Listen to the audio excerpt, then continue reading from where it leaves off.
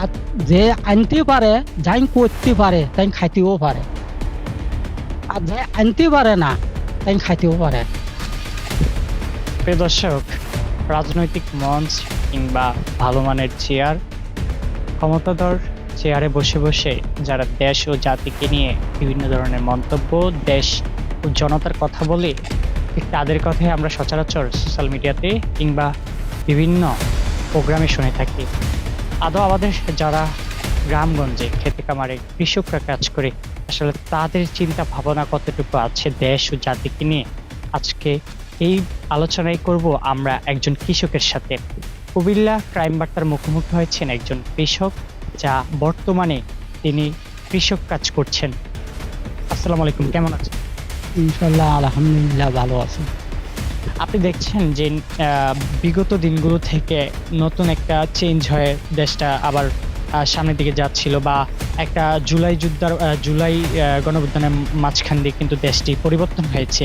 এই পরিবর্তনটাকে আসলে আপনি কেমন চোখে দেখছেন, যে কোনটা ভালো ছিল, বা এই পরিবর্তনের পর আসলে আপনাদের কোন ধরনের সুযোগ সুবিধা হচ্ছে, এই বিষয়টা যদি একটু বলতেন। আমার তো আগেরটাই ভালো লাগে, এখন তো দেশ ভালো লাগতেছে না, মানে ভালোভাবে চলাইতেছেও না। এখন সংকট, রাস্তাঘাটে জন অনেক সংকট। পয়সা করি লই কামলা খ্রিস্টান রাস্তাঘাটে যাইতে পারে না, হুট করে মারিয়া টাকা পয়সা নিয়ে ফেলায়। জিনিস সব উদাহরণ বেশি মহঙ্গা। একশো আলু কিনতে গেলে 50 টাকা, একশো তরকারি কিনতে গেলে 100 টাকা। আচ্ছা, দেখলাম আমি এখানে এসে যে আপনি খেতে আসলে ধান উৎপাদন করার জন্য ধানের নতুন আসলে বীজ বা নতুন চারা উৎপাদন করেছেন। আসলে আগের তুলনায় এখনকার আসলে খেতে খামারের যে ফসলের দাম কেমন আপনারা পাচ্ছেন? না, ফসলের দাম কমে আছে।